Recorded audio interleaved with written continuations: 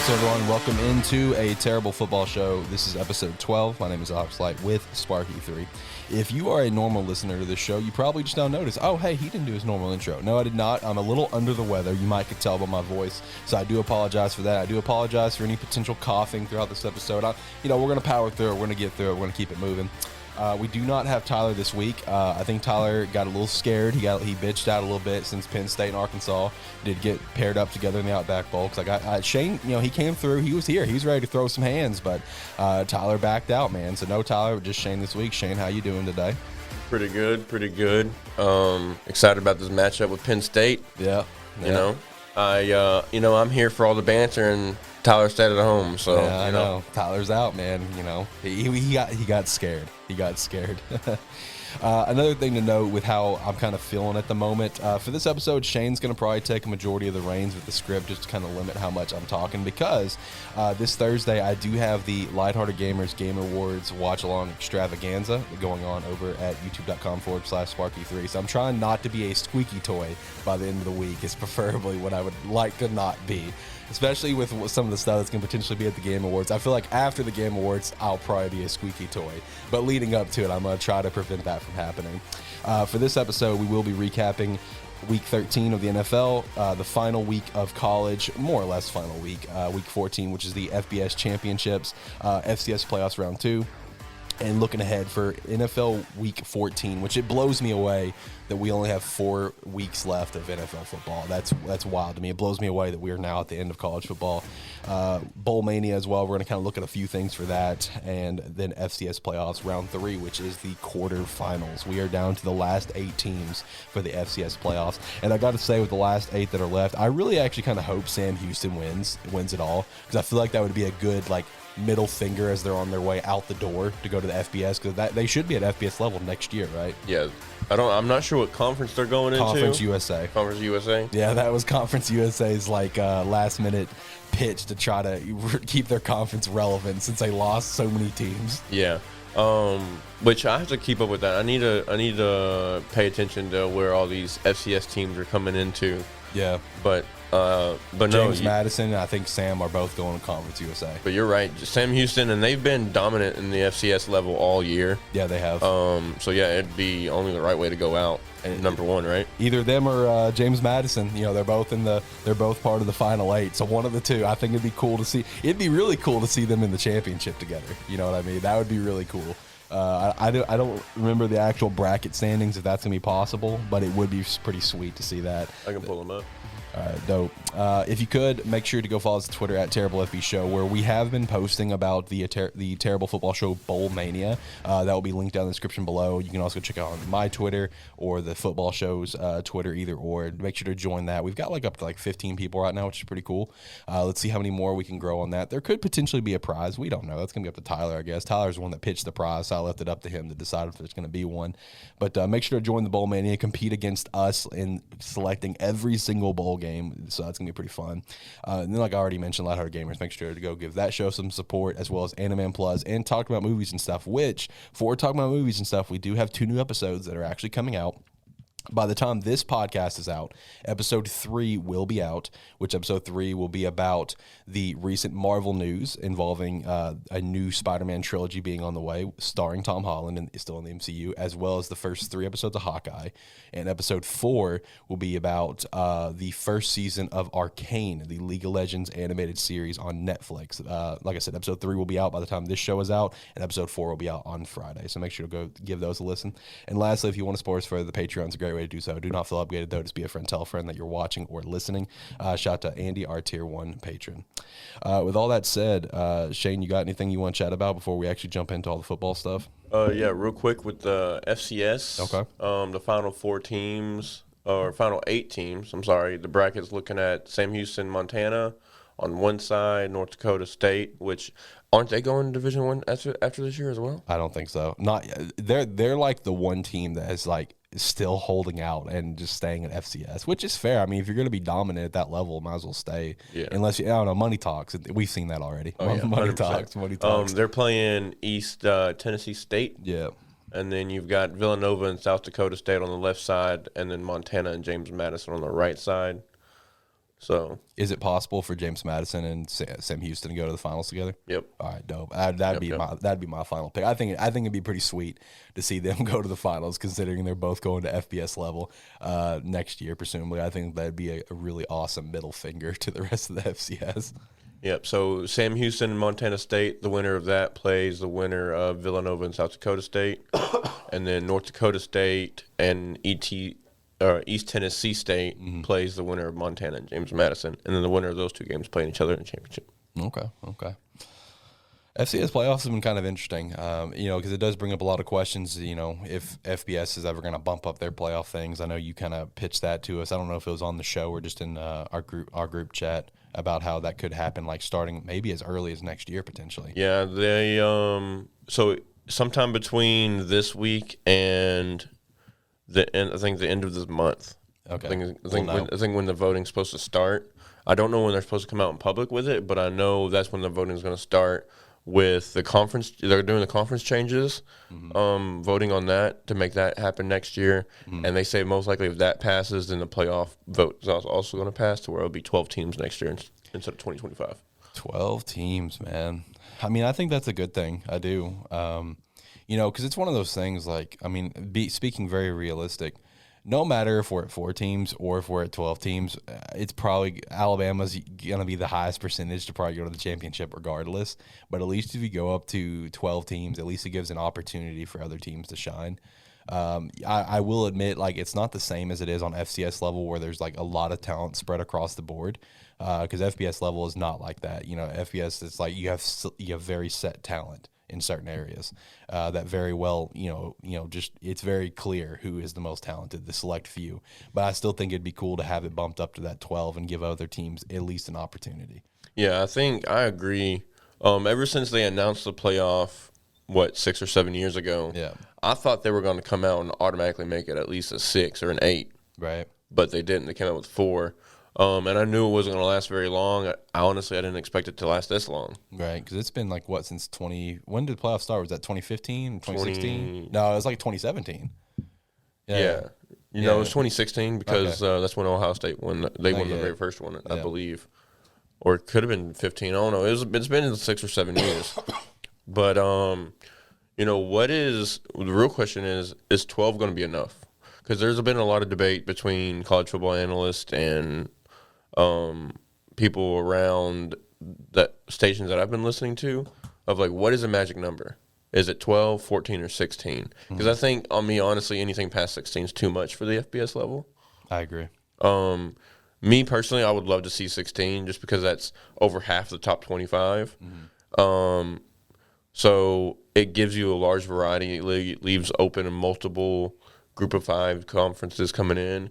Right. And then, last week, we were talking about independents and stuff. That does leave some openings. You can give those independents those lower seeds, kind of like your NCAA bracket for March Madness. Those play-in games. Yeah. They usually are the 14, 15, 16 seeds or whatever. So, it could be interesting. Yeah, it's just figuring out that magic number. And I will say, one thing that I think will be a big plus, because, let's be real. Whatever your top teams are going to be that are going to potentially be going to the playoffs, there's probably a pretty good chance that those teams are going to have players that are going to get drafted, right? And with how the NFL has already gone up to 17 games, 18 weeks now, that's already much longer than the college season now, even with the college playoffs that we have now. So I feel like, increasing the playoffs will help prepare these college athletes for that longer season, that longer grind, because as we see it now, man, we just see players kind of fizzle out, even through a 16-game season, let alone this being the first season with 17 games. So I feel like it may prepare college athletes better for the pro level, which I think is a good thing. Agree. And I do understand people, mostly I hear it from fans. Most college football analysts are always okay with the longer seasons. But I see from most fans oh, what about the kids' health? What about the kids' health? I completely agree with that.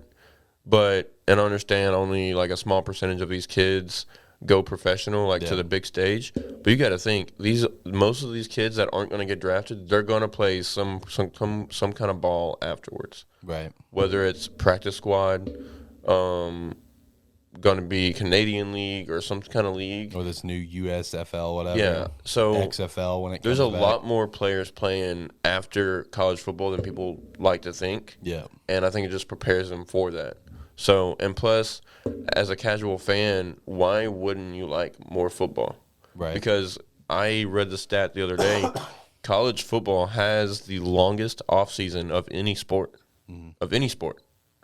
So why not add some extra games, shrink that a little bit more, and hey, the NCAA makes more money, the conferences make more money, and now with the NILs, you know, if they're getting paid per game or per week or whatever, these players are making more money. True. So it also benefits them. Yeah. So why not? It's no longer the narrative it's been for many years now, where it's just like where we've seen these big star players skip out on bowl games. In fact, we have just seen it with Kavon Thibodeau. You know, he's skipping out on their bowl game to focus on the draft. You know, because they weren't making any money.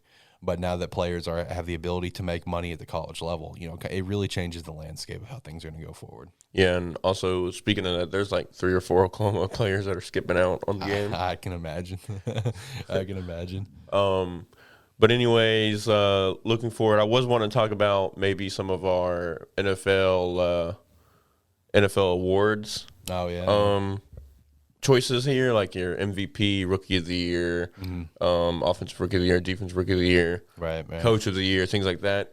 But honestly, I think that we're going to save that for another time.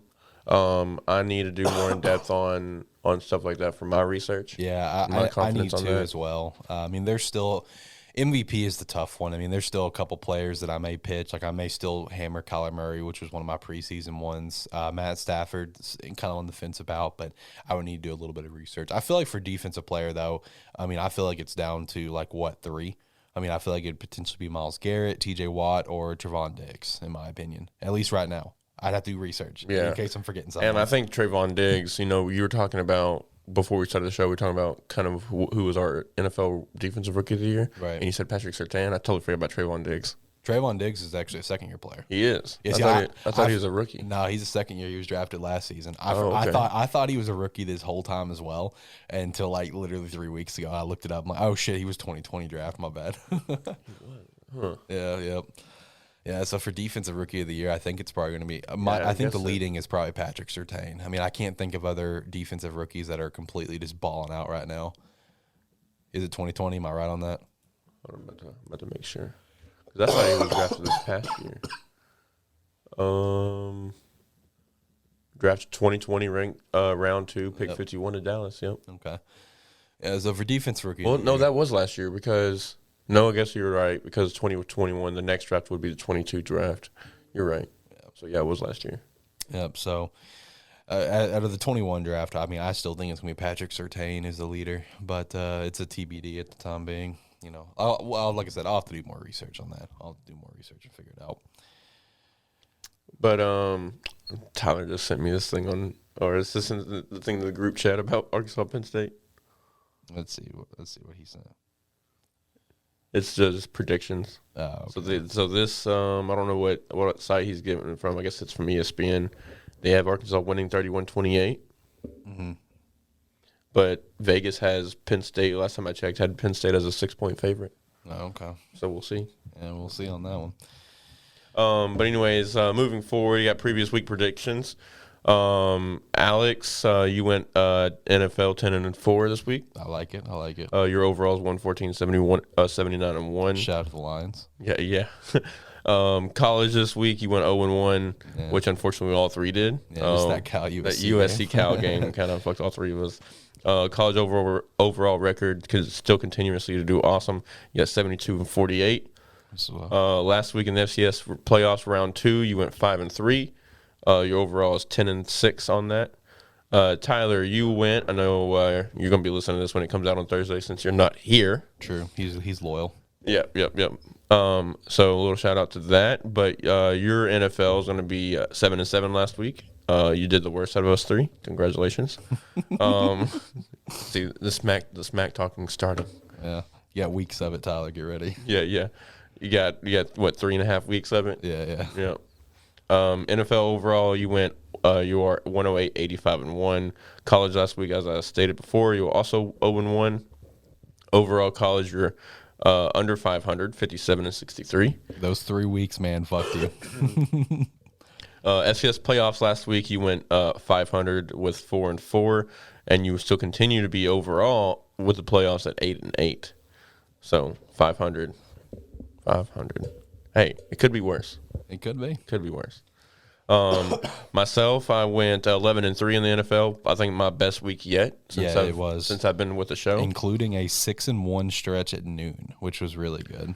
Yeah, so I was super happy about that. I was feeling that. Honestly, I was really going undefeated, but that Bills Patriots game fucked me, and then the Ravens game fucked me, yeah, and then the Lions game.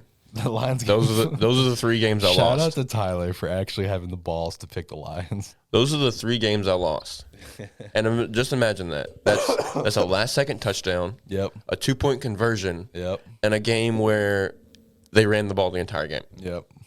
Who would have thought? Right. What a wild week. Overall, that does get me to 500 at 22-22. Again, I went 0-1 last week. I think we all picked USC to win that game. Yeah, we did. So that was unfortunate. College overall, I'm 17-14. FCS playoffs last week, I went 4-4. What puts my overall at 10-6. Yeah, I mean, you were tied on that one. Yep. So with the spreads last week, Alex, college, you went 2-4. Pushing it. At least it wasn't no 2-10. I gotta work on I gotta do some more research on these betting, man. This is not giving me a lot of confidence going into when we get it. College overall with the spreads, you were 9-9. NFL last week, you went 4-2. I'll take that. Tyler, you with college last week, you went 3-3. College overall, you're 5-13. Don't bet, dude. Don't bet. We said it last week, and we will continue to say it until you get right. You're gonna have your own money pool. Shane and I will have the joint Terrible Football Show money pool, but you got to have your own. NFL, you went 3-3. So I mean, look, you're off to a right start. You were under 500 last week. You got to 500 this week. Yep. Now just keep on improving. Yeah, that's right. My spreads for college last week, I went 6-2. Overall, 13-7. There you go. NFL went 3-3. So basically, you're the best chance of making us money next year. I'm hoping so. Alrighty. So moving on here, we're going to talk about some points here. We got college football rankings, and the final rankings came out. Bowl games came out. Yep. So let's talk about this championship fallout between Bama and Georgia. Man, I knew it was going to be a good game, but I didn't expect what we got. What about you? Man, I did not expect that at all. I mean, damn. Like I was even talking to a diehard Bama fan, a coworker of mine, before our conference call the other day, and even he didn't think it was going to be like that. You know, he thought it was going to at least be closer, and he thought they were going to lose. But I didn't think Bama to just beat the brakes out of them almost. You know, here we pretty much just picked who we thought were going to win and the spreads and everything. I think this was one of my spread games that we had last week. Yeah, it was. And I did another podcast last Wednesday, and I specifically said on there, I was like, this is not going to be a game. I was like, Georgia, it may be close in the first half, but Georgia's experience and consistency they've had all year is going to make them pull away from this game. And I predicted it. I predicted Georgia to win 42-20. Damn, that backfired. Yeah, freezing cold take. Yep. It was super bad. And as well, and I said if Bama does win though, it's going to be close, and they're going to need to have a defensive touchdown and a big play and a big play on special teams. Whether that's a block punt, block field goal, a missed field goal, a kick return. You know, something explosive coming out of the special teams in order to win this game. So I guess they did that amongst other things because they could not stop Mechie and Jameson Williams. That they torched Georgia's defense, torched them. With this game, I'm assuming your opinion is going to be yes, just like the majority of the country. Do you feel like this game solidified Bryce Young as the Heisman winner? I do. I do too. I do, and I know Tyler does too because he said it last week. He said if Bama wins this game, Bryce Young's the Heisman winner. I would love to see Kenny Pickett win, but obviously we know that's not going to happen. Yeah, it's going to be Bryce. The thing is with Kenny Pickett, I think he has the stats. They have the record. I know they've lost a couple of games, but if Kenny Pickett was on a bigger stage, if Kenny Pickett was at Bama right now, right, he'd be the winner. Yeah. Hey, shout out to Aiden though, making it into the finalists. That was cool. Do you think Will Anderson was snubbed, not getting in there? A little bit. I mean, Aiden, man, he's played really well this year. I mean, he is the star of that Michigan team. I mean, how many other besides the running back, which we shout out a couple weeks ago for donating a bunch of his NIL money for Thanksgiving, whatever. Besides that, could you name other Michigan players? I mean, I couldn't personally. Aiden is the star, you know. Yeah. So when it comes to Will, while he did get kind of snubbed because he's our, really the best linebacker in the country. But you look at it where it's like, well, he's got a huge, he's in the shadow of Bryce Young. When you look at Alabama, you look at Bryce Young. So that's kind of my stance on that. Yeah, and then also we forget about Jordan Davis from Georgia. Yeah. He's been dominant all year. And no one talks about him. I know it's an ugly position. He plays DT, right. But I mean, he's literally their heart and soul of that defense. I mean, even last week against Bama, he was causing problems for Bama's run game. Right. Causing problems. But what came down to it is gave Bryce Young way too much time. He was able to get out of the pocket, move the pocket when he needed to, and those two studded receivers, man, that's dangerous. And it's crazy to think last year Bama had 2 first-round draft picks at receiver. Mm-hmm. Literally got replaced with probably 2 first-round draft picks at receiver. I know. And I saw this stat earlier today. Bama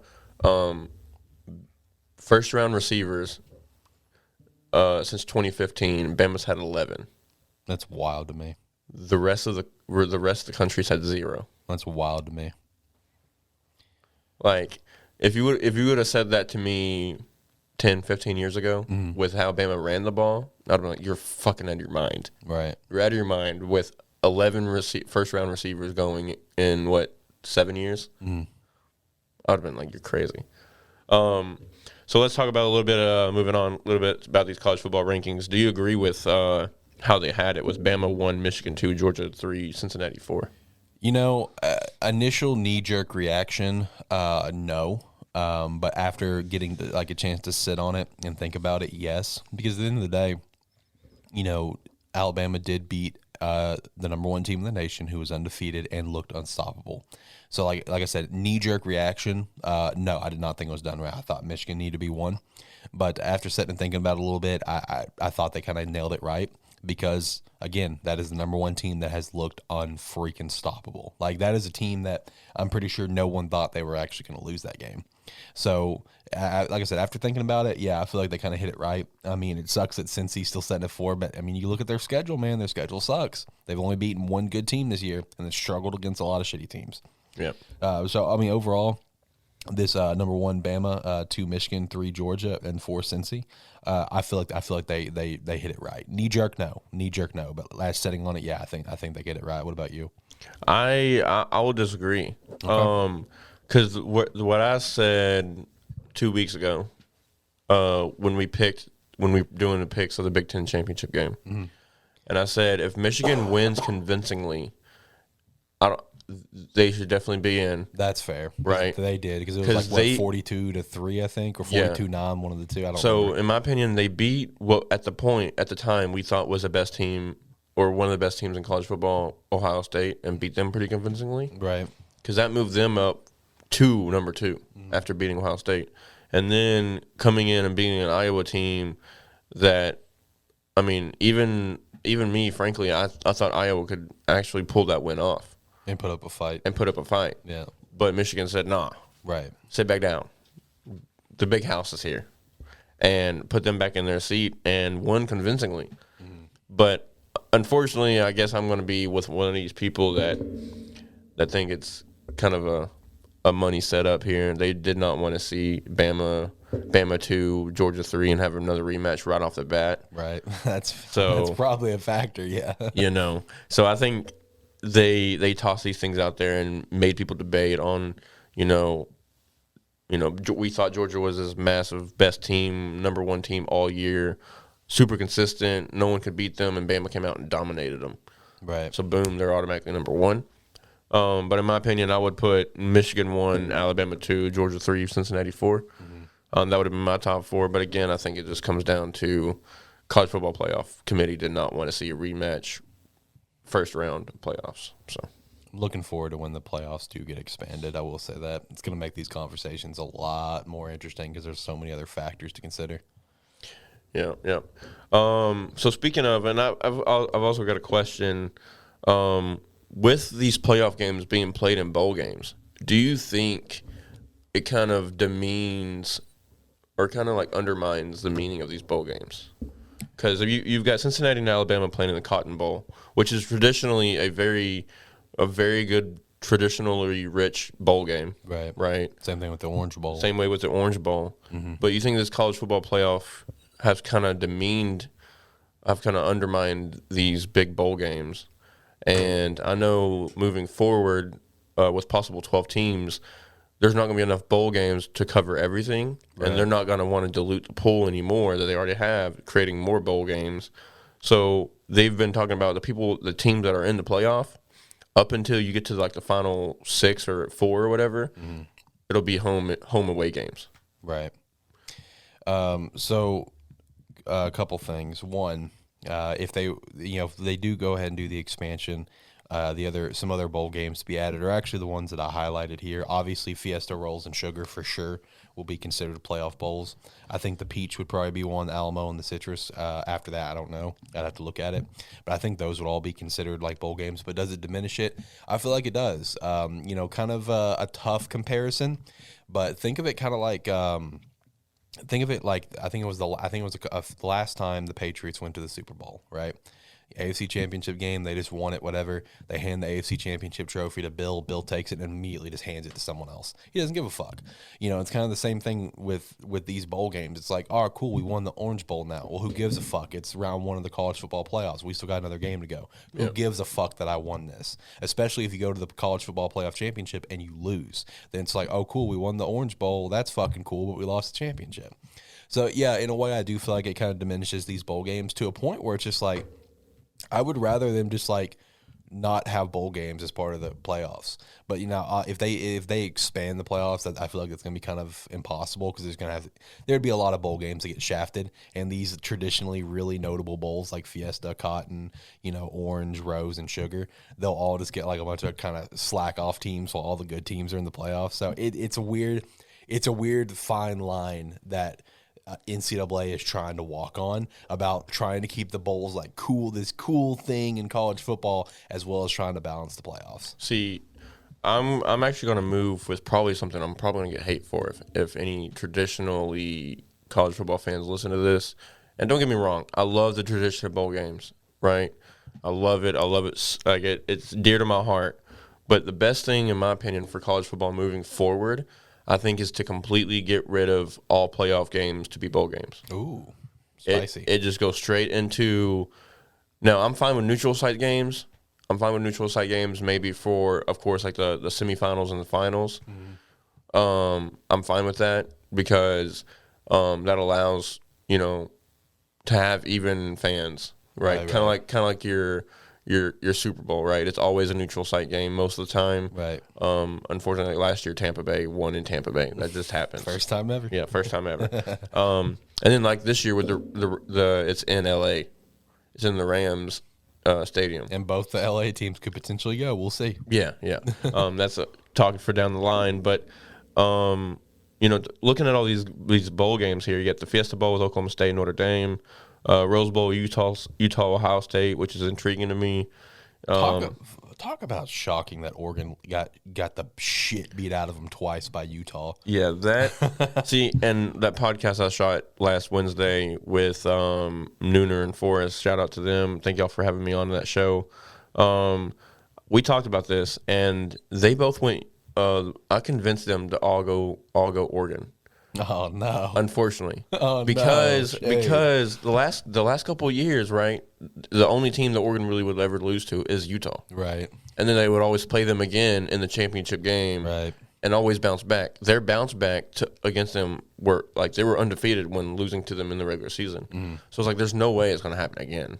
Like, I mean, there's no way they're going to lose this game and break the streak. That was my mindset. My mindset, and that's why I picked Oregon. Is I just did not think Oregon was going to get the shit beat out of them twice by Utah. I just didn't think it was going to happen. But man, talk about a shocker. But knowing what we know now, I can see it. If the news broke what we know now back then, it could have been different. With Mario? Yeah. We'll talk about that in a minute. But let's finish out talking about some of these other notable bowl games. So you got Sugar Bowl, Baylor, and Ole Miss. Man, talk about a game that Baylor Oklahoma State was. Did you see the how it ended? Yeah. Dive into the pylon, barely missing it. Literally missed it by, I mean, when people say game of inches. Yeah, it's giving me Titans Rams flashback, Super Bowl. It's giving me flashbacks of that game. I mean, I saw this thing. Somebody posted on Twitter. It said most heartbreaking moments in football, and it had the Friday Night Lights scene when they're standing on when the quarterback's sitting on the 1 yard line, and then it had that Super Bowl image, and then it had the Oklahoma State image of him reaching the ball out, being short. Yeah, rough, dude. And then I saw another meme that said it's just a football game and he's just short, and had another meme of dude crying. Right. But we got the Peach Bowl with Pitt and Michigan State. That's gonna be tough for me to pick, man. I've been riding with both these teams all year. I like both these teams. Me too. See, when it was intriguing. I have two half brothers that live in Michigan. Okay. They live in what is that? I can't think of it right now, but. One brother went to Michigan State. One brother went to Michigan. Oh, no. So I have ties to both teams. Oh, no. But, again, like, from a particularly football standpoint, I love Kenny Pickett. I do too. I'm so pumped that he's going to potentially be going in the first round. I honestly think he's the best quarterback. You know, when 2 or 3 weeks ago when I came on this, I said Malik could be a sleeper pick of the best out of the pool that we have. Right. The throws that I saw him throwing in that championship game, it's clean. It is, I mean, NFL-esque. It is. You can be like, that guy can make all the throws. He's got the id factor, man. And I mean, just to give you see the run play he did? Oh, I know. With the swagger, with the fake slide. Dude, he's got the it factor. Who would have thought of that? Dude, he's got the it factor, man. I really hope that. I mean, he's going to probably go. I mean, the chances of him not going first round are so stupidly low at this point, especially with how crappy the quarterback class is. I'm pumped that he's going to go in the first round, and I'm so excited to see where he's going to go. Yeah, I mean, we'll talk about that more during off season when the draft comes along. Look, but I do a lot of mock drafts. So I'm ready. Yeah. But moving forward, we got Alamo Bowl. Kind of disappointing for Oregon, I think. I think that's going to allow them to not play up to potential, especially with Thibodeau not playing in this game. Yeah. But they also do play an Oklahoma team that's also pretty disappointed on their season. Both don't have their coaches, man. So I think the Alamo Bowl this year needs to be renamed to the Disappointment Bowl. Dude, what a matchup. Both these schools don't have their head coach. That's fucking wild and to me. And they both have their top players not playing in this game. It's fucking wild to me. But so you got Oregon and Oklahoma in the Alamo Bowl. Citrus Bowl, you got Iowa and Kentucky, which is also an intriguing game because I think coming into this season, no one would have thought Kentucky would have been in this position that they are. I know, yeah, true. And same with Iowa. Iowa was, I know they were projected a top end team this year coming into the season, but so I guess you kind of can kind of say it's a letdown season for them. But I mean, they were potentially 1-2 wins away from playoff berth. Yeah. So talking about our squads now, as we mentioned before, you got my squad, Arkansas, going against Penn State in the Outback Bowl, Tampa Bay, January 1st. Be there, be square. Be there. You're not even going to be there. Come on. No, I'm being New York for New Year's. Okay. But hey, I may switch it up. You know, it's only going to cost me a couple $100 to go to New York because I'm staying with a friend up there. But I may say screw it. Say fuck this, going to Tampa. If I save save a little bit of extra money, you might see me there. All right. So that's kind of intriguing. I was talking about you before we started the show. It opened up at Penn State at 8.5-point favorite, and I checked it yesterday night when I was at work, and they were sitting at 6. So that's intriguing. No love for the Hogs, but it's okay. Pretty used to it at this point. Talking about one of your teams, your main team here, Miami, Washington State, and the Sun Bowl. How do you feel about that? Man, with all the stuff that's happened with our coaching situation, I'm kind of losing a little bit of confidence in the game. But, I mean, Washington State is so mid-tier anyway. And even though, like, if you look at our record, you would think that we're mid-tier, we went on a hell of a fucking stretch at the end of the season with Tyler Van Dyke at quarterback. So, in terms of just play on the field, I feel good about it. But it's just our coaching situation is where I feel a little iffy. Yeah, and we'll get into that a little bit later. Yeah. But, yeah, I completely agree. I think – that because isn't there rumors that y'all are hiring Clemson's AD, right? Yeah, there's still rumors for that right now. That's not set in stone, but I'd be totally for that. Yeah, I would too. And moving forward with that, like, who's ever made those decisions that they've made the last couple of days, they need to get out of there. Man, they are that's a bad look for Miami. That's shady. But. And then another one of your teams here, frankly, Memphis, a team that I've rocked with for a long time. We got Hawaii Bowl with Memphis and Hawaii. How do you feel about that one? I think we're going to get fucking rocked, if I'm going to be brutally honest. Did you see how this game came to be? Yeah, they added it. Yeah. They add it because Hawaii was bowl eligible and they were the only team. Yep. They were the only team that didn't have a game. Yeah. So they added the bowl. Yeah. It's like that. It's that situation. So it's just like a free gimme basically. And naturally, it's the fucking Hawaii Bowl, naturally. But then also, like, Hawaii has like a shit ton of players transferring. Like a lot of players. Oh, really? Yeah, dude. Our starting quarterback's transferring, which I'm not necessarily against. Like, I understand if you look at the stats, whatever. It's like he's one of the more successful quarterbacks in Hawaii history. He's not a Colt Brennan. He's not even a Cole McDonald. But he is statistically one of the better quarterbacks that we've had. But, like, I still think he's fucking mid-tier as can be. So I'm not fucked up with him transferring. But there's a lot of other players transferring from the defense. I think one of our linebackers is transferring. I think a wide receiver's transferring. I mean, like, dude, there's a lot of heat right now on Todd Graham and the AD for even accepting this game because the amount of players they're losing. So I don't know. I mean, I think the Memphis is gonna fucking rock the Warriors, dude. I'm gonna go ahead and walk in that pick now. I haven't checked that spread yet, but I'm sure it's Memphis is gonna rock it's double digits. I would love to see Hawaii get the dub in the Hawaii Bowl. I mean, it's our home game. It's a home game for us. Basically. I remember back in the day when this used to be a pretty main bowl. It's a nice spot. Yeah. Hawaii would play in it every year, and no matter how good they did, unless they won the conference championship, they would always play in the Hawaii Bowl. Never fails. And it would be like, man, this is so unfair. Yeah, it's like a Texas team playing in Texas Bowl. It's like, I get it, but come on now. There's just those certain teams that are stuck in a bowl. Cause I remember for that brief stretch where Tyler's number 2 team, Arkansas State, where they were like 10-2, 10-3, 11 and whatever. Hawaii Bowl. They were continuously playing in the GoDaddy Bowl. Oh, year after year, GoDaddy.com Bowl every time. Which I don't even think that's a bowl anymore. I think it is, but it's renamed. I don't think it's GoDaddy anymore. Yeah, okay. So speaking of the whole Miami stuff, we're gonna move back to this. Reports of Mario Cristobal being hired on at Miami, leaving Oregon, which is crazy to me. I didn't understand why does he have any links to Florida? Yeah. He does? He actually played at Miami, and he was an assistant coach at Miami. Okay. Yeah, so that makes a little bit more sense. Yeah, he's got roots. He's got roots. Because Mario Cristobal, he's not the one that took over after Chip Kelly, is he? No. Because that was, who was that? Some stooge, I don't know. But, so yeah, that's interesting. But what's the more intriguing part about this, in my opinion, is how they treated Manny. Yep. And they had this man out there recruiting. Yep.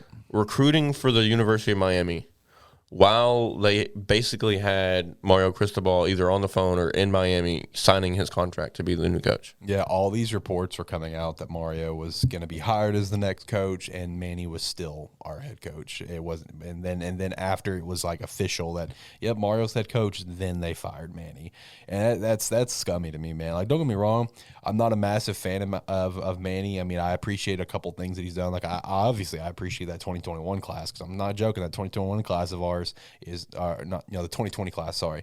The 2020 class is fucking fire. So, I mean, there's aspects about him that I appreciate, but I'll be real. Manny was such a fucking lazy-ass hire. It really was. And it was a lazy-ass hire that I don't think was deserving. Because, I mean, Mark Rich, he retires, whatever. I think, like, before the season's over. So, it's like they just naturally just hire our DC, Manny Diaz, who was okay. And, I just think that's a lazy hire that's not completely justified. And to counterpoint that, to give an example that's not a lazy hire that I think is a good hire is like, Brian Kelly leaving. They just hired the DC, Marcus Freeman, for Notre Dame. I don't think that's a lazy hire. I think Marcus Freeman's legitimately deserving of that.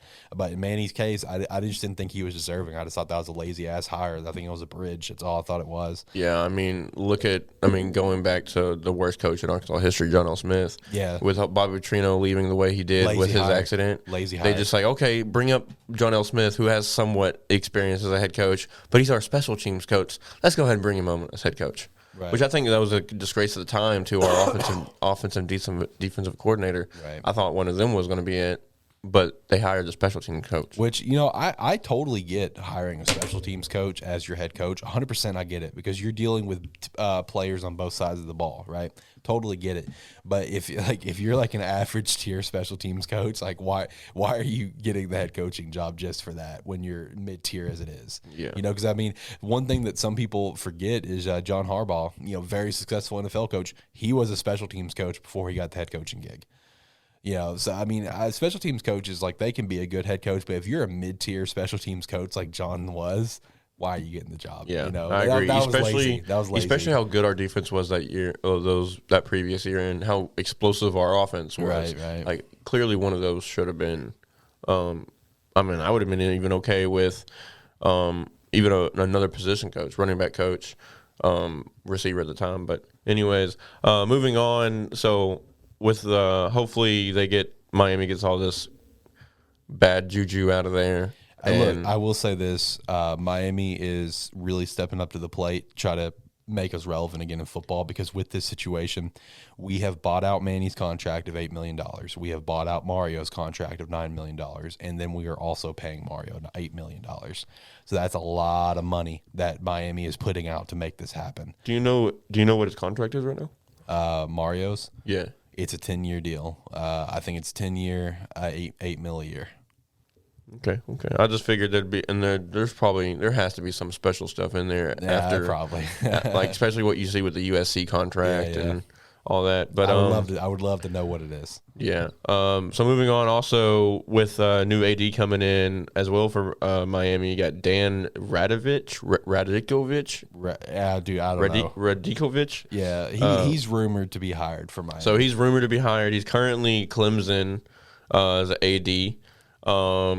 But also looking forward as well, kind of give you a kind of a hope as well with this. Mario Cristobal's record as head coach, 62-60 overall, 27-47 at FIU, and 35-13 at Oregon. That FIU record is understandable. Let's be real. Yeah. You're in fucking Miami, competing against Miami. I mean, like at a bottom tier school that I think has only had its football program since like 2001. That's understandable. But and it actually helps a lot because the type of talent that he can get in Miami with the state of Florida is kind of the talent that he got with Oregon. Right. I think Oregon's talent is mostly going to be your California talent mostly, and I compare Florida talent to California talent pretty identical. Oh, it's very comparable. So 35-13 at Oregon. That, I think all Miami fans would take that. Yeah, 100%. Like his overall coaching record, I'm not fucked up about because like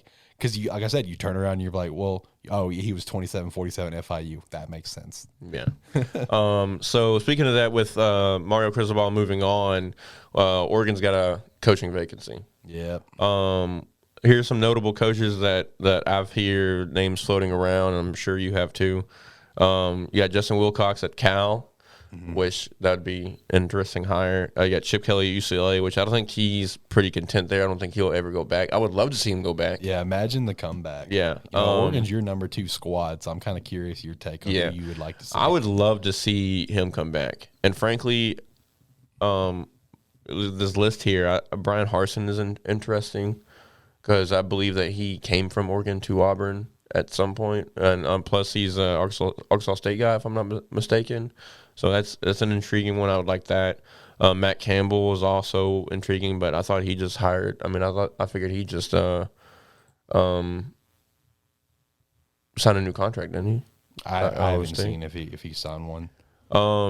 Joe Brady, former Panthers OC, he just recently got fired. There is rumors though that Brent Venables is going to go after him for Oklahoma's OC spot. Yeah, because that's another piece of news that came out this week is he has taken the job at OU. So. Yep. So that's another thing interesting. I mean, Dave Aranda from Baylor, that's an interesting hire. But I think with what he's done this year with winning a Big 12 championship, I don't think he's looking on to move forward. I think he's looking to grow at Baylor for right now. I agree. Other than that, I don't see any. I mean, Tony Elliott comes in OC. That would be an interesting hire as well. Here's a name for you, and I came across this the other day, and as soon as I saw this, it was actually just yesterday. As soon as I saw this name, I was just like, shit, if there's going to be a time to do it, it's right fucking now. How would you feel if Pete Carroll stepped back into the college ranks and took the Oregon job? See, we talked about this last week. Yeah, we did. I really like. These are both two of your teams. Yeah, yeah. I really like Pete Carroll. Of course, I'm a Seattle fan. That's one of my 2 or 3 top NFL teams that I really pay attention to. I don't really have an all-time favorite that I focus on, but I do have a top 3, and that they're definitely up there. And I didn't like Pete Carroll at USC just because I was an Arkansas fan and got walloped by him 2 years in a row. So but as a coach, I love him in college ranks. When he moved on from USC to Seattle, Pac-12 felt it. Yeah, I didn't think he was going to be able to do what he's done, but he's proved a lot of people wrong, especially in my opinion, on that he's still a very good coach. But I think only way that happens is if Russell Wilson moves on. And I said it last week. If Russell Wilson moves on with the kind of talent they don't really have to put around Russell Wilson, I know they just got Adrian Peterson, but he's well past his prime. Yeah. They got DK Metcalf, especially missing out on big time players like Odell. Odell was really wanting to go to Seattle. Seattle was in his top 3 before he knocked out Seattle for Green Bay or the Rams. Look, if the Seahawks just get if they just improve that fucking offensive line and give him a little bit better of a run game like they had with Marshawn, I think Russell will be happy. But goddamn, you got to get that line better. Yeah, and also, I mean, I love Chris Carson, and I love, of course, Alex Collins being there, which they're both kind of banged up right now. That's why they end up signing Adrian Peterson. But they need a running back. They need a type of running back because, I mean, back in the days when I first started watching, when I really fell in love with Seattle, Sean Alexander. Oh, yeah. He carried that offense. Yeah. And then moving on from Sean Alexander, bringing Marshawn Lynch, he carried that offense. For Pete Carroll's offense, in my opinion, even when he was at USC, he had Reggie Bush. I think Pete Carroll needs a good running back along with a good offensive line, and they have neither of those right now at Seattle. Yeah, that's the glaring problem with Seattle right now. Because I mean, you just look at this San Fran game the other day, dude. Fucking Russell Wilson was running for his damn life. I mean, I tuned into that game just for a little bit, and in a little bit I tuned into that game, the amount of times I saw Russell getting massively pressured or getting sacked is unreal. Yeah. For the few minutes I was watching. It's nuts. And I think, honestly, I mean, I think they're still technically in contention. A lot of stuff has to happen. Yeah. I mean, they're 4-8 right now. A lot of things has to happen as far as they have to keep on winning, and teams have to help them out by losing.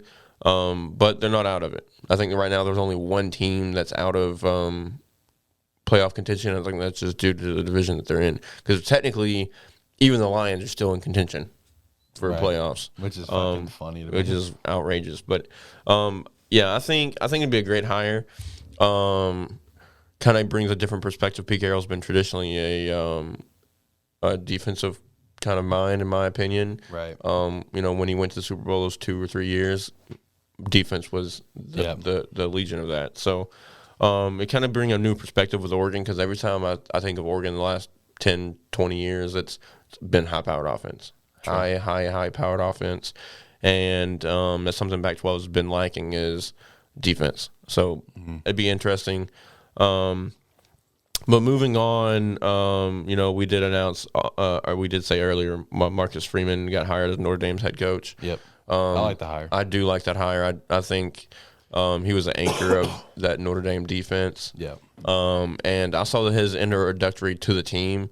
That team still it's kind of like a Sam Pittman hire, in my opinion, and maybe a little higher scale just because of the echelon of Notre Dame. Mm-hmm. But those kids want to play for Marcus Freeman. Right.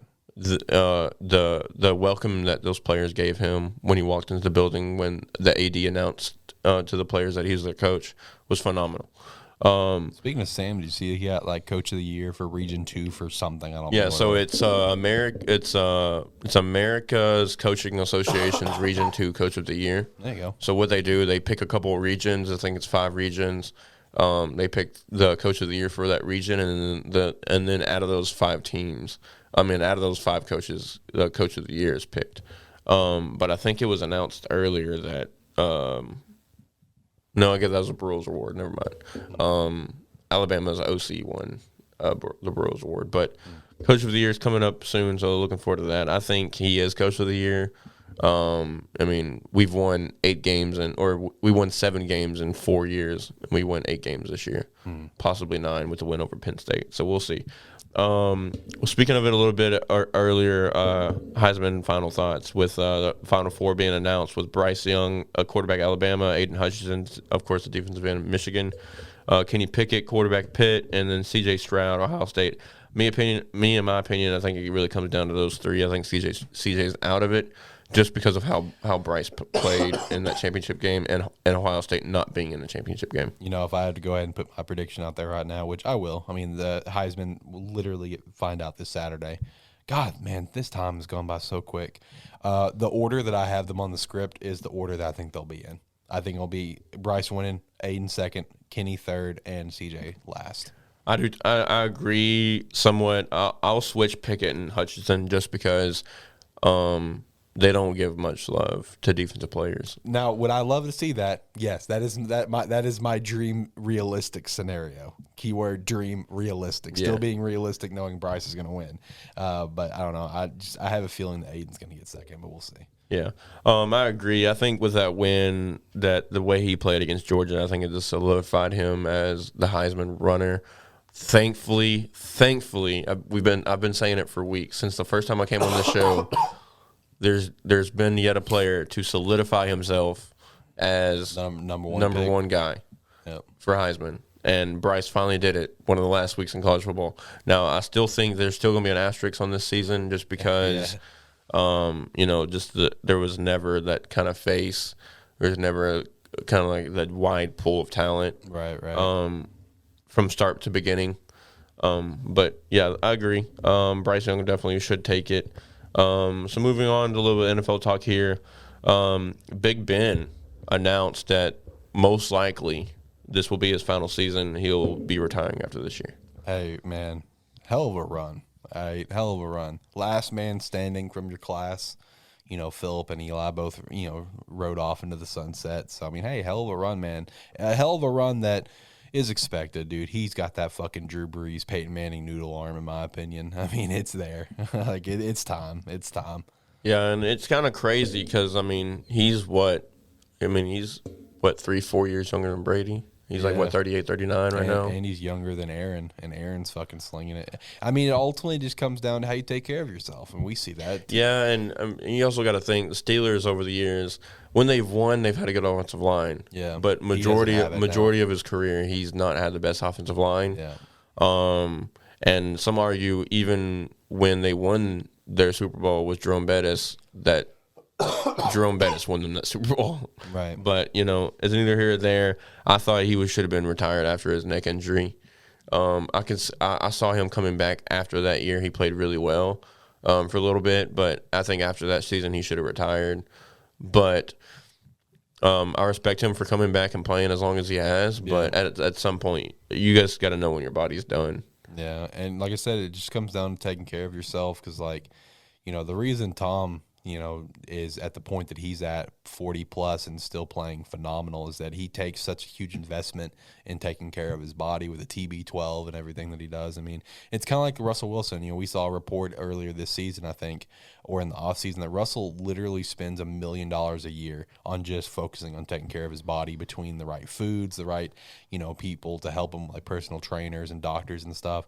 And that's what it comes down to. I mean, it was this offseason where Big Ben, came out and said that this was the first offseason where he actually really worked out in the offseason. It's just like you're a two-time Super Bowl winner. You're pretty much a Hall of Famer, Pro Bowl or whatever, and you're at this point in your career and you're admitting that you've never worked out. To me, when I heard that, it was on the same level as whenever Brett Favre made a joke that it was like 8 years into his career, and he just had to ask someone, okay, what's this defense? He had no idea what the defense was. You know what I'm talking about? Yep. Yeah, it's like when Big Ben admitted that, this is like the first offseason that I've ever worked out. It was on the same level as that Brett Favre moment where he's like, what does this defense mean? I have no fucking idea. Which, speaking of Brett Favre real quick, he's probably one of my all-time favorite quarterbacks of all time. True gunslinger. Yeah. He is the definition of that, yeah. Right? Risk it to get the biscuit, baby. he didn't give a shit about coverages. Yep. He just saw an open window and he fucking slung that thing in all-time career leader in interceptions for a reason. Yeah, and the amount of, have you seen Donald Driver and his hands? Yeah. The amount of times Brett Favre has broken that man's fingers. Donald Driver's a fucking warrior. But, and the disrespect the Madden games give Brett Favre. Oh, yeah. Because, he's not ever on any of their lists or anything. The only kind of list he's on is the records, of course. Right. But, as far as, isn't there, a Madden rating, when you start a fantasy or a dynasty or whatever they call it, franchise? Franchise, yeah.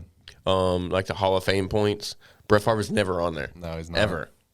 And typically you can also play as... you can bring players out of retirement, or you can put them on a roster from an old team. Mm-hmm. Brett Favre is never on an old team. He's never there. And this is a guy who was just recently the statistical leader in yards and touchdowns. Yeah. But anyways, moving forward off of that, we got Joe Brady, of course, like we said earlier, being fired from Carolina. Purely football related, says Matt Rhule. That's sketchy, dude. If you have to come out and say that tells me there's some other issues. Yeah, I think, honestly, college programs probably contacting him, honestly. And plus, Carolina's offense has not been what we expected. We didn't get to see, of course, the offense this past week because they were on a bye, I believe. But, yeah. I'm still believing in Matt Rhule with Cam Newton. I like Joe Brady. I liked him there. I didn't think he was doing great, but I didn't think he was doing bad enough to get fired. I didn't think he was doing bad enough to get fired. That's why that firing came as a massive shock to me. Yeah. So, I think it's part of a thing to where maybe Joe Brady was getting some calls pretty early on in the last couple of weeks since the college football teams have been letting go of their teams and kind of, but that's neither here or there. So in your opinion, and speaking of that, since Joe Brady's gone, do you think Matt Rhule will continue to stay in the NFL with Carolina or move on to another NFL job or maybe take one of these open college positions? So it wouldn't surprise me either way. If he stayed with Carolina for at least another season or two, that wouldn't surprise me. But hey, let's say if Oregon comes up with a big fat fucking paycheck, money talks. We said that and we've seen that. Money talks. We talked about earlier, Matt Rhule, I would love to hire at Oregon. Right. As an Oregon fan, they're not my favorite team, of course, but they're definitely one of the teams I pay attention to the most outside of Arkansas. Right. I would love to see Matt Rhule there. When Matt Rhule left Baylor to take the Carolina job, I liked the job. I thought it was a little early for Matt Rhule to move on to the pros, but I did think it was a little early, in my opinion. So I think he needs to take a couple more years in the college level if his true passion is the NFL. Right. Just because, it's a whole different beast. It is. We see how successful Nick Saban is in the college ranks, and he didn't even make 3 seasons in the NFL. No, it's just 2 with Miami. Hey, it's better than Bobby Trino. He didn't even make it a season. True. But I think 3-10, and he's like deuces. But I think we all kind of know what kind of person he is. Though, yeah, true.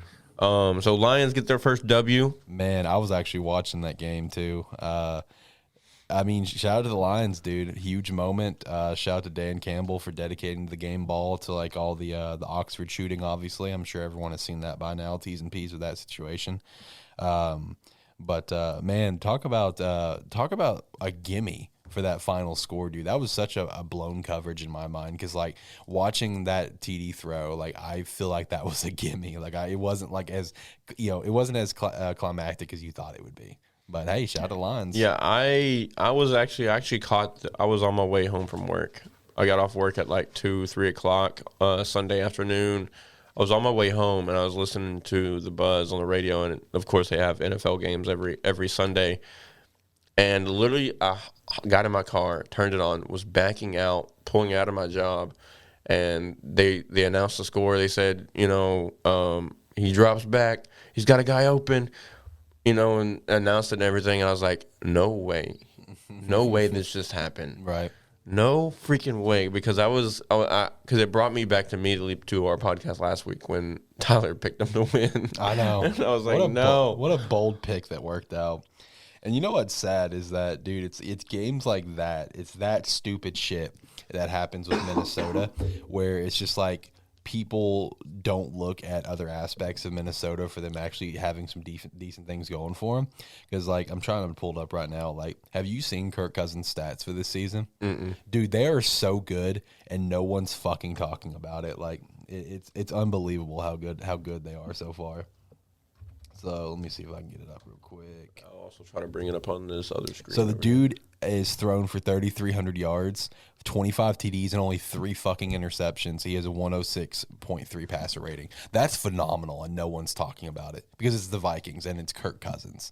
Which, I get it. I understand the narrative of Kurt. I understand the narrative that Kurt can't win in prime time, and, he's overpaid, which I do think he is overpaid, even though he's having a phenomenal season. But, yeah, 25-3 with 3,300 yards at 106 passer rating for the season so far. I mean, that's good, bro. But it's like I said, it's stupid shit like this that happens to the Vikings that make people ignore it. Yeah, and I honestly, if with those kind of stats, if they had a better winning record, I have it pulled up here. Packers are leading the division at 9-3. The Vikings are second. They're 3.5 games back at 5-7. If they were to somehow get 500, above 500, maybe win the last 4 games, that'd put them at 9-7. I mean, we talked about MVP earlier. I mean, right, it could be right there, especially coming back. If he was to win these last 4 games and go 9-7 and potentially have a race into the wild card with in that division, it'd be interesting. The Vikings just need to figure out a few things, and then they could be a really dynamic team, dude. They need to get some situations figured out with the defense. There was the Everson Griffin situation that's fucking wild. Did you see that? Yeah. Fucking wild what's going on there. Need to figure what's going on with that, and then figure out what the fuck's going on with Dalvin Cook, too. I know he's still playing. Can't stay healthy, man. Well, he can't stay healthy, but I'm talking about the potential drama. Did you see the stuff that came out? Mm-mm. This came out a couple weeks ago, and I haven't seen anything else about it. And it kind of put me on like a fence because like that's massive scumbag levels in my opinion. Where it was like at first like some lawsuits were coming out where Dalvin Cook was a victim of an abuse situation, right? And then it was turned around where it's like no, Dalvin's actually the abuser. And there was like text messages proof from her to him where she's just like, Dalvin, I can't even go see my family, for Thanksgiving because of how fucked up I am. And literally sends a picture to him of her having bruises and shit and him apologizing. So it's just like, bro, what the fuck? Like this needs to be further addressed, please. Yeah. Like there's some other legal stuff happening right now to my understanding, but he's still playing at the moment. So that's crazy. I didn't even hear about that. When we're done with the show, dude, look into it. Like it's fucking wild to me. And the crazy thing is that, I try to pay attention to as much football as possible, reading articles and paying attention to Twitter and everything Yeah. like that, and then I've never seen any about that. Yeah, dude, pop up. it wasn't long ago. It's wild to me that certain situations like that somehow go under the radar because I am fucking baffled at how the lack of people that knew about that. I mean, he's not a notable player like Dalvin is, but like that one Seahawk linebacker, do you remember this guy like a season or two ago who like beat the fuck out of his girlfriend to a point where he just like left her and was going to eat fucking dinner, and when she got up and tried to like run away, he's just like, "Oh, I thought you were dead," and he just left it at that. Oh, He yeah, got cut, yeah, he yeah. got cut from the team, so that was the only notable thing about it. He got cut from the team, but it's just like the lack of people that actually put like an emphasis on that's happening baffled me. Shout out to Nate Burleson too, because he was one guy who actually made sure to put that in the limelight, because like it felt like when that happened, everyone was trying to ignore it almost. And I remember on the what show is Nate on? Is that on? It's not on Get Up. That's Good Morning Football, I think is what he's on. At the end of the episode for Good Morning Football, he took a moment to highlight that. Yeah, I remember. I think I saw a Twitter video of that, but I think he covered the like, I don't know. I guess I skimmed over it, but yeah, I don't really remember them even going into depth about that. That's wild. It's wild that stuff like that gets swept. But moving on to some positive news. Here we go. The MINSHEW Mania Let's is go. back running wild in Philly. Let's go, dude. I'm all about the Minshew mania. I love Gardner Minshew. 20 for 25, 242 yards and 2 touchdowns. Dude, him and Dallas, man, they were on it together. Dallas, what is his last Goddard. name? Goddard, yeah, dude, they were fucking on it. Man, if I was Nick Sirianni, I mean, I would go ahead and just run with the hot hand, at least for another week, see if the hot hand's still there. Because, I mean, like, I have been an adamant Gardner supporter since he was a rookie. Like, I think this guy has the fucking it factor. You just got to put the right team around him. I agree, and the right coaching. Yes. I think I've always thought that as well. I thought he's definitely an NFL starter. And then going back real quick with Jalen Hurts and all the NFL rookie quarterbacks, except for Mac Jones, because apparently he is succeeding out of his mind. Which coming out of college, we all knew Mac Jones was the most NFL ready. He didn't have necessarily the attributes and the stats, just because of the team that he had around him. So it was kind of like, okay, well, you had all these star players around you. Can you play with not so notable athletes in a much bigger league and compete? And he's definitely showing them wrong with how he's playing. He's, in my opinion, offensive rookie of the year.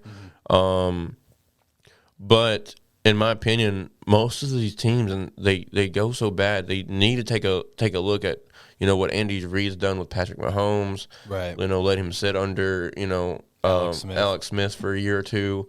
They don't need to be pushing these rookie quarterbacks into these starting lineups, and because it hurts them, it hurts the franchise, and it hurts these players' careers, because they get a bad look because you're not prepping them right. Right. And I mean, as a Chicago fan, I'm sure you're right there with me with Justin Fields.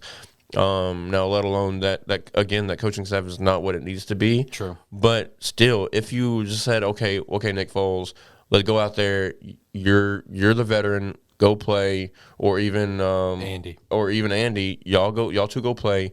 Y'all need to teach Justin Fields, because he is the guy moving forward. But for the next year or two, y'all need to show this guy the ropes. And like, I'm one of the very few Bears fans out there, from what I've seen on Twitter and from what I've talked to in person, that was completely okay with that mindset. Everyone was all about like, which I get it, man. I do understand as a Bears fan, we have never had a superstar quarterback.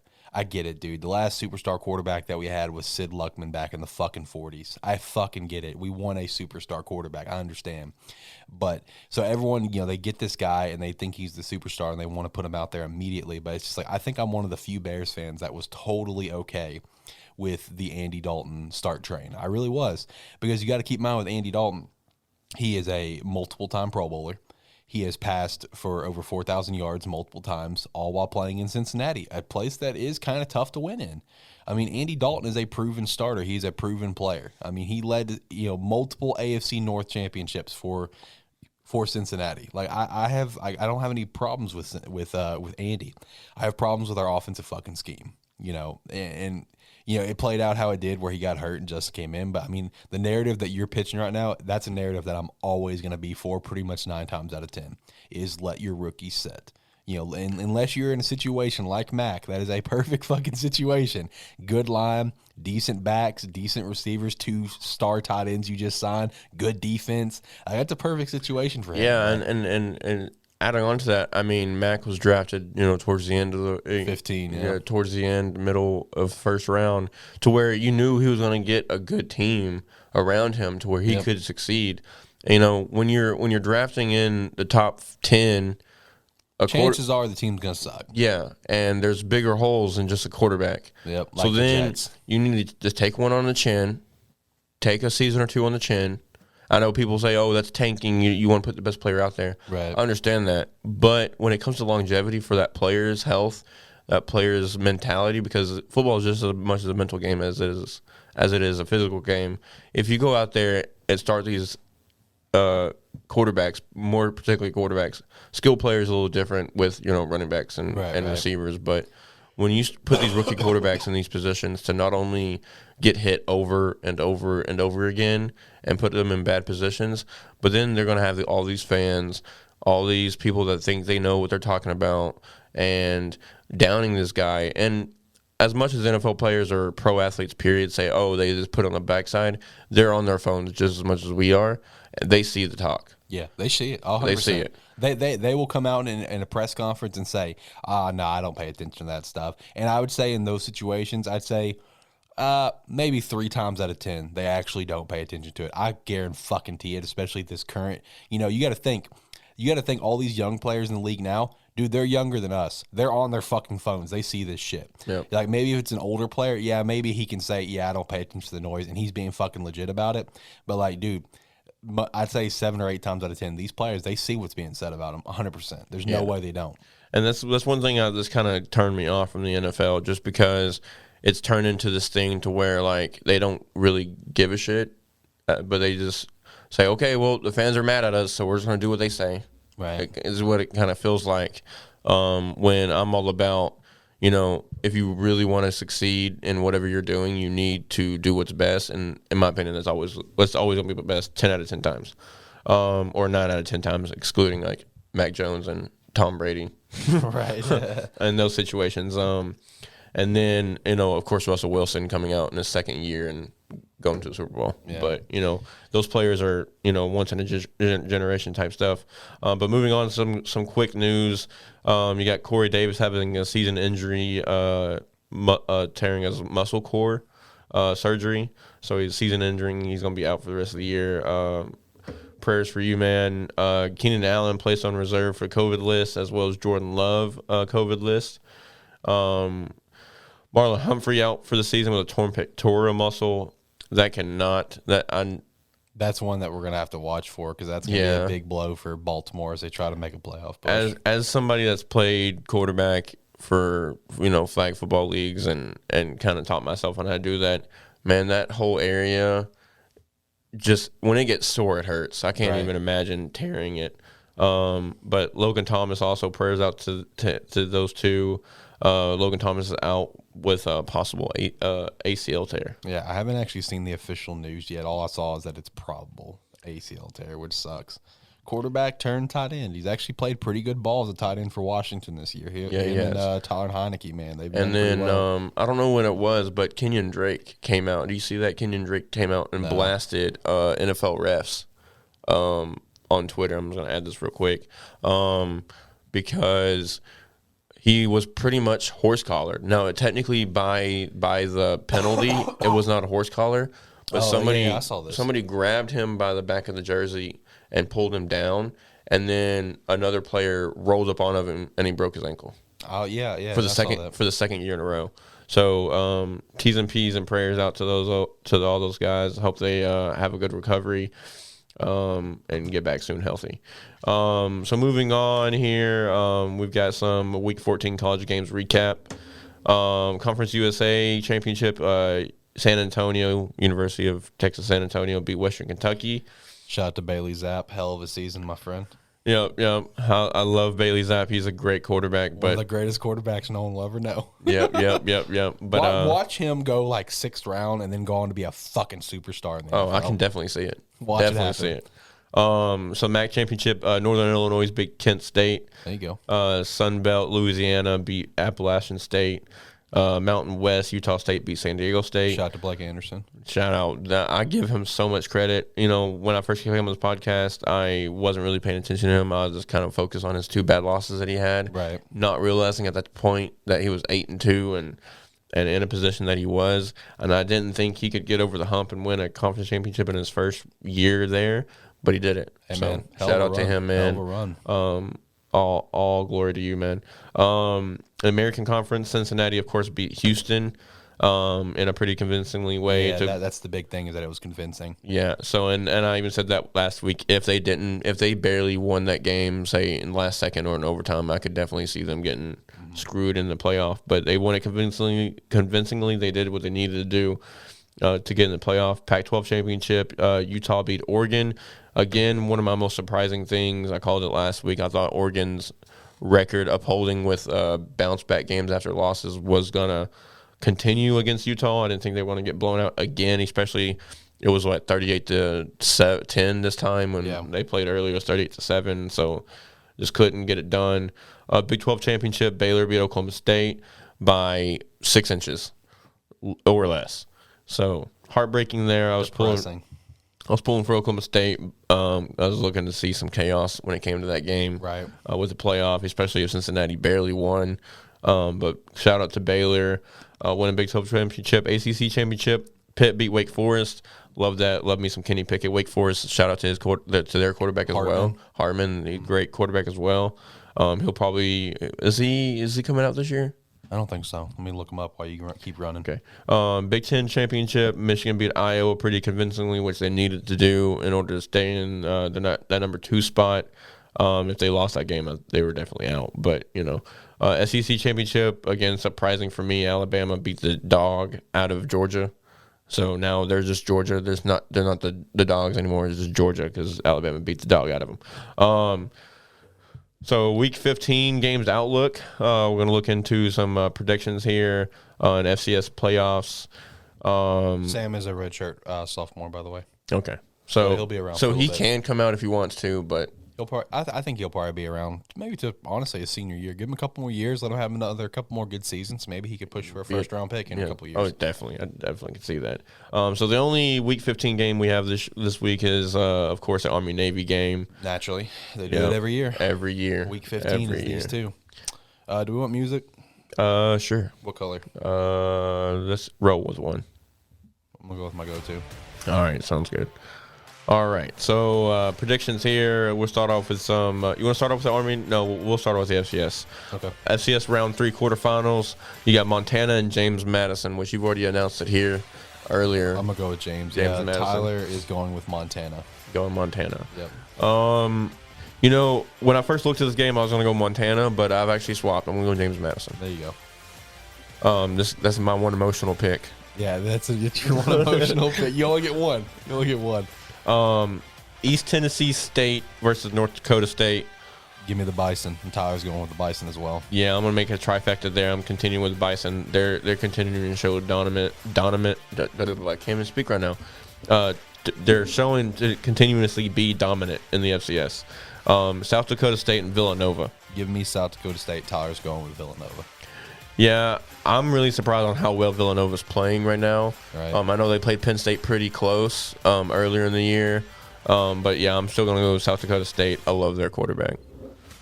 Okay. Montana State and Sam Houston. Got to go with Sam, man. Yeah, I got to go Sam. They've been the best team in the FCS all year, and they have no signs of slowing down. Tyler's got Sam as well. So moving on to Week 15 of our only FCS game this week, or FBS game this week, Division 1, you got Army and Navy. I'm going to go with the Army, man. Navy stinks. I'll say it flat out. They're like fucking 3-8. Meanwhile, Army's 8-3. Like, Army's actually a decent squad. Navy fucking stinks this year. Yeah, I'm going Army as well. Tyler went Navy, which really fucking shocked me. But, hey, live your fucking best life, dude. Hey, that's why he's not showing the best on the overalls there. I know. He's under 500 for the picks, but, we'll see. All right, so, usually this segment's for my sharp picks of the week, but this week is a Shane Sharp pick of the week. Yep. Since we only have one a Division I game. I was going to toss some the playoff games into our spreads this week, but I decided not to. I'm going to keep it just to Division I. So Navy and Army opened up at a 35-point over-under, and Army is an 8-point favorite. As of around 1:30 or so today, December 7th, 2021, which is where all these picks are going to be made. Army is a 7.5-point favorite. Over-under is 34. Well, I'm going to rock with Army because I just think they're going to win. And I think they're going to win by more than 7 points. I also want to shout out the fact that Tyler picked Navy, but then he picked the -7.5 for Army. Yeah. This motherfucker. So he's big. He at this point, he doesn't give a fuck about the betting. I mean, about the picks. He's all about trying to improve his spread. Yeah. Because he knows he's pretty much done with the record, at least for this year. So he's just trying to make that money. And I feel like 34 is really fucking low for a college game. It is. I understand Navy stinks, but like, I don't know. I feel like that's really low, so I'm gonna go with the over. On But then that. again, I could very well see it being 24-0, and Army just sitting on the game, sitting on it. I'm gonna rock with the over though. I'm gonna stick with it. Tyler's got over as well. What do you got? All right, so I'm gonna rock with Army with a -7.5, but I'm gonna actually go under. I do think Army is not gonna sit here and disrespect another military school. I think if it gets to 24-0 or even 31-7, they're gonna set on it. I mean, wish a 31-7 to be over, but right. I think if it gets ugly early, as in like a 2-3 score game, and Navy hasn't scored, they're going to sit on it, especially with Navy being primarily a running team. So now moving on to the NFL here. Bye weeks for Week 14, we got Indianapolis, Miami, New England, and Philadelphia. Thursday night games going to be Pitt and Minnesota. Tyler's got Pitt. I think I want to go with Minnesota. I don't think they're going to take that slap on the mouth that they took this past weekend with Detroit and then take another L this week. I think they'll bounce back. Yeah, Pitt with them barely skimming the right way with somewhat of an injury-depleted Ravens team. I just don't think they're going to have enough juice to fight off Minnesota, who's going to be raving after that Lions game. I'm going Minnesota. So the noon games, we got Baltimore and Cleveland. I'm going to go with Cleveland on this one, and Tyler is as well. I'm going Baltimore. Okay. I'm thinking Lamar Jackson bounces back. Was Hollywood Brown, I wasn't paying attention, was he back last week, or is he coming back this week? He was back. All right, so I think they bounce back. They get it going. They got to find some kind of run game outside of Lamar, though. You got Jacksonville, which that JAC almost threw me off. Like you got what Tyler said. Yeah. You got Jacksonville and Tennessee. Tyler's going Tennessee. I think I will go Tennessee as well. Yeah, I'm going to go Tennessee. Even with a Derrick Henry-less Tennessee Titans team, I still think they're going to have more than enough to get past Jacksonville. Las Vegas and Kansas City. KC, easy, dude. They're on a fucking hot streak. They're fucking balling right now. They found their rhythm. Yeah, and I mean we all know when Kansas City is on the roll. I mean, it's tough. There's hard to find a team better than them. So I'm gonna go with KC as well. Tyler went KC. New Orleans and the Jets. Tyler actually went the Jets on this one, which I thought was kind of funny. I think I'm gonna go. Man, it's tough. New Orleans is such in a weird fucking spot right now. Yeah, they show like they're really good one week, and then they lay an egg the next week. You know what? Fuck it, dude. I'm gonna go with the Jets with Tyler. Let's fucking rock with it. Let's go Bob Sala, man. Get that dub. All right, I'm gonna go Saints. Because again, we go back to Zach Wilson being starting quarterback most likely, and I just don't think that's right. Don't think he's ready. I think he has all the talent in the world to be good, but Dallas and Washington. Tyler went Dallas. I think I'm going to go Dallas as well, but I will say this up front. It will not shock me if Washington gets the dub. Give me 1 second. I'm going to look up the rankings here because I know. While you're looking up the rankings, so Cowboys 8-4, Washington 6-6. Cowboys really need to win this to solidify themselves in the East. In the East. But Washington's playing some damn good football. They are, dude. Tyler Heineke's a baller, man. Ron Rivera's got them playing. Love Ron. So I'm going Washington to cover and close that gap in the East. You know what? I'm going to change my pick. I'm going to go with Washington. Atlanta and Carolina. Tough. Jeremy, I got you. I'm going to go with Atlanta, and so is Tyler. I'm going Carolina, man. Cam Newton. I'm still back on that train, and he had one bad week after having 2 decent weeks. Actually, a good week and then a decent week. I'm still going to roll with Cam Newton on that train. I'm going to Carolina. Seattle and Houston. Give me the Hawks. Still going Hawks. push them to 5-8 moving forward. Hawks as well. All right, you got the afternoon games. You got Detroit and Denver. Do you take the hot hand of Detroit, or do you take Denver? Denver's looked rough. Yeah, Denver's looked really rough. I'm gonna go Denver. I still can't. I mean, Detroit's still a bad team overall. I know. Tyler went Denver as well. I'm gonna rock with Denver. The Giants and Chargers. Give me the Chargers, easy. Same. Tyler went Chargers. San Francisco and Cincinnati. Tyler went Cincy. I think I'm actually going to go San Fran on this one. I'm going Cincy.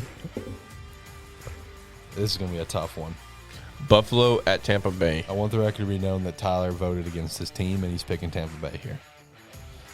Yeah, I picked Buffalo for that Monday night game. They hurt me.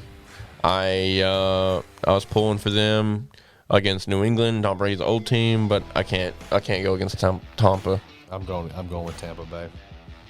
Yeah, I'm going Tampa too. Sunday Night Football, you got Chicago and Green Bay. We should have been fucking flexed off this. This is going to be a fucking embarrassment. I actually quote tweeted that. I said this at the beginning of November, that the Bears had 2 more primetime games. So we have this Sunday night game and we have a Monday night game, I think, against the Vikings. And I said over a month ago that we just need to get flexed off these games, please. But here we fucking are. This game's going to be a fucking embarrassment. Packers are going to beat the shit out of us. Yeah, I'm going Packers as well. Still a Packers fan. I love Aaron Rodgers. Hate the front office right now. But, yeah, so Green Bay.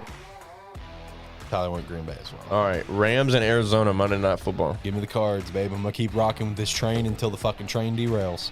Man, I like both teams. I do too, but Cardinals was my primary one where I was like, this team's going to be good. Yeah, and I've always really liked Arizona. So I'm going to go Arizona. Okay. And what do we got for your spreads? All right, so Shane's sharp picks of the week for the NFL. First off, we got Pittsburgh and Minnesota. It opened up at 45.5 over under. Minnesota 4-point favorite. As of today, it is sitting at 44 over under, and Minnesota 3-point favorite. Well, I'm calling Minnesota to win. I'm not going to be like Tyler and go back and forth on it. I'm going to stick with it. I think Minnesota's going to win, and I think it'll be by at least probably just a touchdown. So Minnesota -3. All right, and over under 44. Give me the over on that. Tyler went +3 Pittsburgh, and he went over. Okay, I'm gonna side with you on this one. It's gonna be -3 Minnesota. I'm going over as well. Okay. Chicago and Packers. I particularly highlighted this game just because I know you're a Bears fan. Yeah, I saw that. And I'm a particular fan, as I announced the first week I was here, that I'm a Packers fan. They're my top 3 NFL teams. It opened up at 45.5 over under. Packers are a 12.5-point favorite. And it's still sitting that right now. Packers is 12.5-point favorite, sitting at 43.5 over under. Tyler actually went the +12.5 for Chicago, and he went over. I'm going to tell you up front, that Packers -12.5, that's going to fucking hit. Packers are going to beat the fucking dog shit out of the Bears, flat out. I'm going -12.5, and I'm going the over. Man. Did Tyler go over as well? Tyler went the plus. He went +12.5 Chicago. No, I'm talking about the over. Oh, yeah, he went over. Whenever these two teams meet, Packers, don't get me wrong, are the undeniable better team. Yeah. But when these two teams meet, and it's at home with Green Bay, Chicago is fights on this team. We do fight. They fight. But man, this team is in a rough spot right now, man. So I am gonna go with a plus 12.5. Okay. I think. I mean, I don't think it'll be much. I think Packers probably win by 10. Okay. But I'm gonna go at plus 12.5, and I'm gonna go over. Okay. And then my Monday night game, I'm still going to continue my trend of one Sunday game, Thursday game, and then Monday game. So Monday night game, Rams and Arizona. Tyler went +3 Rams, and he went for the under. I went -3 in the over. Okay. And just for listeners out there, it opened up at 51 and 51 over under, and Arizona 2.5 point favorite. Currently sitting at -3 Arizona with a 52 over under. I'm picking the Arizona -3, and I'm picking the under on that. Okay. Locked in. All right. And again, all of these over under and betting lines are as of 1:30 to 2 o'clock on Tuesday, December 7th. I put on here December 9th, but I was, I don't know.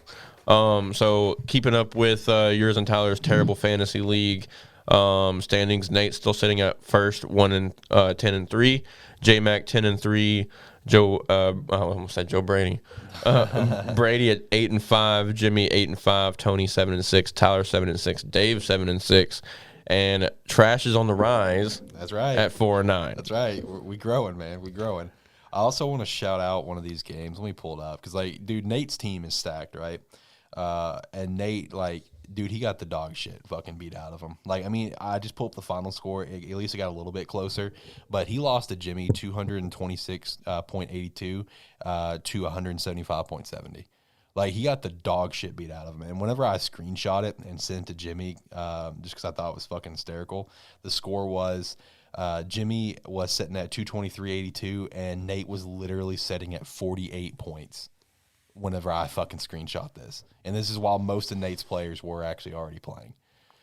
So he made a bit of a comeback, but man, he got the dog shit beat out of him massively. And then he's got a good team. Nate has a good team. He's got Herbert and Stafford. He's got Deontay Johnson, Jamar Chase, James Robinson, Leonard Fournette, Darren Waller, Cooper Kupp, Nick Chubb, Josh Jacobs, Hunter Henry. The dude, Kareem Hunt, Calvin Ridley, even though he's been out, and the Colts defense. So the dude's got a squad. I still think he's going to win. But, man, he got the dog shit beat out of him. But, hey, I'm on the rise, man. I'm on the rise. We going. We're growing. We're going to get there. Yeah. Like I said, when I first joined, I looked at your team. I don't know how you're sitting at 4-9. Bro, I don't know either. I really fucking don't, but here we are. It's just inconsistencies, I guess, the weeks that you're playing, just they don't hit. But anyways, we're going to go ahead and again skip on those quick fantasy thoughts. I gave up. With the start, sits, and ad drops, I don't think me or Alex here has any kind of position to be giving out any kind of advice for I'm sitting at 8th and 7th in my two leagues. So yeah. I gave up on that weeks ago. So again, but do in case if we do drop any kind of knowledge on that, please check out the Twitters again. That's is a AFT. No, it's just a terrible FB show. Okay, terrible FB show on Twitter. Just in case that's an announced. Also check that out for any of our bowl predictions that's still up. You have about a week and a half. To join that. There is going to be a prize. Tyler has mentioned that there could be, but I'm willing to put up some cash, maybe some gift cards here and there as well. So there is going to be prizes, depending on what those prizes are. So please go check that out. Keep in contact with us on our comments on YouTube. Let us know how you're doing, and we'll try. As a matter of fact, and what we'll do, what I'll be willing to do is maybe at the end of the show every week, shout out a comment or two for people that are doing pretty well in their picks. So closing out here, what you got ideas for dinner? Well, I've been staying pretty much to a soup diet to try to help ease my throat. But man, let me tell you, Tacos for Life's fucking calling my name. I really want some fucking fish tacos, bro. So I don't know. I'm on the fence. I had Tacos for Life for the first time when they first opened. It was a super good taco, but it was just way overpriced. It is, and that's why it's I will say when I go out of town for work and work's paying for it, I usually get Tacos for Life in one of the locations that I go to because there's two different cities that I go to for out of town work, and for one of them I usually get Tacos for Life because I can just fucking completely ball out on it and get whatever I want and not have to pay for it. So whenever I'm paying for it, it's just and every once in a while where it's like I really have to be fucking craving it for me to want to go get it because they are very fucking pricey. But god damn it, they are delicious. And their quesadillas are pretty good too. Dude, delicious. Absolutely delicious. What about you? What's for dinner? So I'm making homemade. I guess they're like queso gorditas or something like that. So basically Mexicans on both our brains. Yeah. Okay. So basically, it's like a taco, right? It's basically just a tortilla and a flour tortilla. You put I'm making some homemade cheese dip. Oh, there you go. And then you put it on the tortilla. Then I put some shredded cheese on top with it, right? And then hard shell taco, and in between that with the meat, and then all your fixings: lettuce, tomato, sour cream, all that good stuff. So looking forward to that. I think I'm gonna have to roll with Mexican over soup tonight. Yeah, you got me thinking about it now even more. Hey, but hey, I can show you some good Mexican soup. I mean, you got pozole and menudo. Oh, okay. Hey, there's some good stuff, man. He's getting the fancy terms. I respect it. There's a joint right down the street. Which one? Is it Aztecas? Oh yeah, Aztecas. Great. Yeah, they got some, and even La Villa over on Highway 5. Yep. They got some menudo and pozole. Man, hot, ready. It's like soup. So good. Some of the best stuff you'll ever eat. The place on Highway 5. Where's that one at? Is that one up towards like Otter Creek? It's right across the street from that guy from the CBD store.